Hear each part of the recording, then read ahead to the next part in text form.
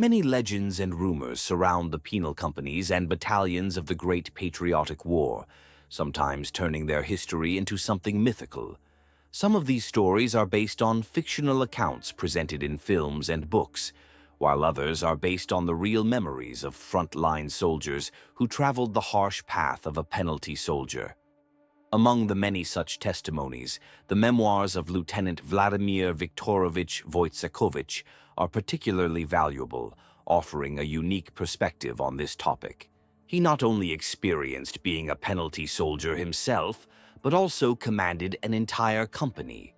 Remarkably, his appointment to this position wasn't due to any misconduct, but, as the commander explained, because the best officers are assigned to penalty units.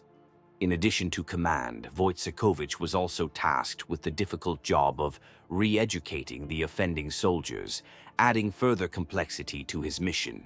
Initially, Vladimir Viktorovich was reluctant to take on such responsibility and categorically refused the offer. However, the colonel from the 4th Department made it clear that Wojciechowicz would end up in a penal unit regardless, either as a commander or as an ordinary penalty soldier. The choice was limited. Subscribe to our channel and like this video to avoid missing other captivating stories about World War II and learn about different perspectives of its participants. We'll tell you about little-known facts and events that will make you rethink a lot. Wojciechowicz was persuaded by a former classmate from the Guriev school who already had experience commanding a penal company. He assured Vladimir Viktorovich that there was nothing terrible about it, and moreover, the service came with double pay and accelerated seniority, weighty arguments in favor of accepting the offer. Thus, Vladimir Viktorovich became the commander of a mortar platoon in the 274th Separate Penal Company, beginning a new stage in his military career. Under his command were people with diverse stories and offenses. As Wojciechowicz himself recalled, among them were those who stole and sold a wagon of grain, those who robbed stores, and even those who committed murder. But a gang from Rostov, consisting of about 10 people, was particularly memorable for the lieutenant.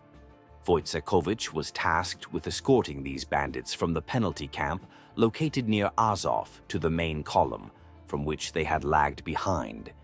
This task proved to be much more difficult than it initially seemed. The danger of the situation was exacerbated by the fact that Wojciechowicz kept all the documents on these criminals in his map case. They could easily have dealt with the commander, seized the documents, and disappeared without a trace. The lieutenant clearly understood the gravity of the situation and the possible consequences. From the very beginning of the journey, the bandits began to demonstrate their disobedience, refusing to follow orders. They flatly refused to walk and demanded a river tram. To Wojciechowicz's objection about the lack of money, they cynically stated that it wasn't a problem. Assessing the situation and realizing that arguing was pointless, the lieutenant yielded to their demands, and they began to wait for the transport. It was at this moment that the criminals showed interest in their documents. "We waited for this tram for a whole day, and while we were waiting, one of the bandits comes up and asks, 'Are those our sentences in your bag, by any chance?'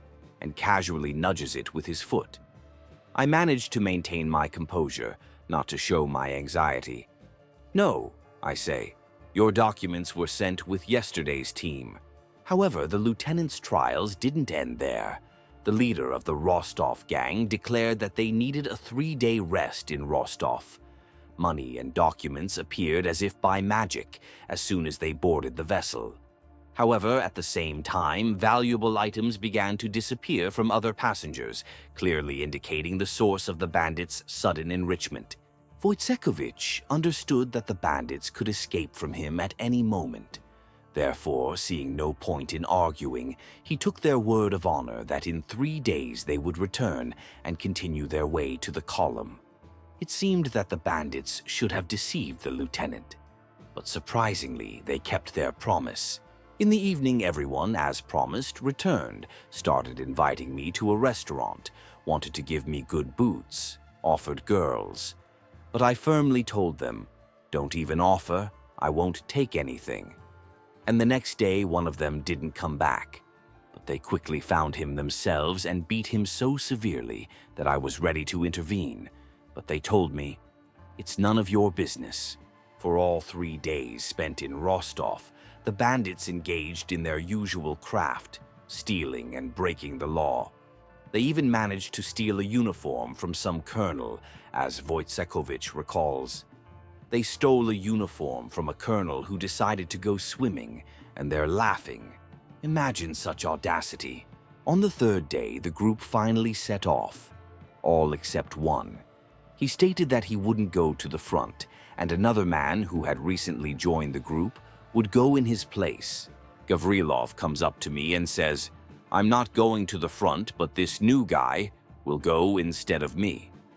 Just like that, he left. This substitution took place, and I still haven't told anyone about this incident. Simply incredible. The bandits from Rostov were seen off by their relatives and friends, who firmly believed in their decency. However, as soon as the group moved away from the city, they returned to their habits, robbing a girl and stealing a bucket of oil that she was selling by the road. Finally, the penalty soldiers caught up with the main column. But during the distribution, the leader of the Rostov gang was rude to Senior Lieutenant Fadiv. In response, Fadiv hit the leader. The bandit, of course, harbored resentment, and as luck would have it, the entire gang was assigned to the platoon of this very Senior Lieutenant Fadiv. Revenge wasn't long in coming. During one of the sorties to the German positions, someone shot Fadiv in the back. Fortunately, the bullet missed. But startled, he jerked sharply to the side and stepped on a mine, losing a leg as a result. An investigation into the incident began. The penalty soldiers were lined up, and the investigator began questioning the soldiers, trying to find out who had fired the shot. Naturally, no one confessed. In the end, the investigator himself chose the guilty party, a young man. But the young man wanted to live and shouted that he would tell everything if he was guaranteed his life. And so it happened. The young man was interrogated and transferred to another unit, and the shooter was sentenced to death. Our entire company was lined up in a U shape. The sentence was read out. He only asked for a cigarette. He was given one, and then one of the NKVD officers carried out the sentence. A terrible sight. Regarding the veracity of stories about penal battalions, Wojciechowicz, as a former commander of such a unit, believed that the film Shtrafbat was completely untrue. He recommended referring to the story of Efim Golbreich, who voluntarily transferred to the 163rd Separate Army Penal Company of the 63rd Rifle Corps of the 77th Rifle Division. Golbreich's memoirs are often quoted by historians studying penal units in the Soviet Army. Efim Abelevich himself repeatedly criticized contemporary myths about penalty soldiers, ironically noting that in the latest Russian cinematic masterpiece, despite good acting, there were mistakes all over the place, completely spoiling the impression. According to Golbreich's recollections, penal companies included not only hardened criminals, but also ordinary people who sometimes ended up there for minor offenses, such as being 20 minutes late for work, and were now forced to atone for their guilt with blood. However, even the memoirs of Wojciechowicz and Golbreich have some discrepancies. Golbreich claims that penalty soldiers never served in defensive positions. Wojciechowicz, on the contrary, writes, "The only thing that diverges from Golbreich's story is that during my month of service in the penal company, we were almost always on the defensive at the front line, but we had no opportunity to attack.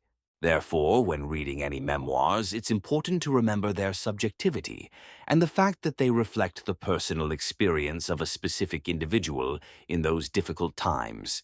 People perceive and experience the same events differently, and this shouldn't be a reason to consider some memories true and others false, just because they don't fit into your picture of the world." Thank you for being with us on our channel. Don't forget to leave comments, like, and subscribe to avoid missing new releases. See you again.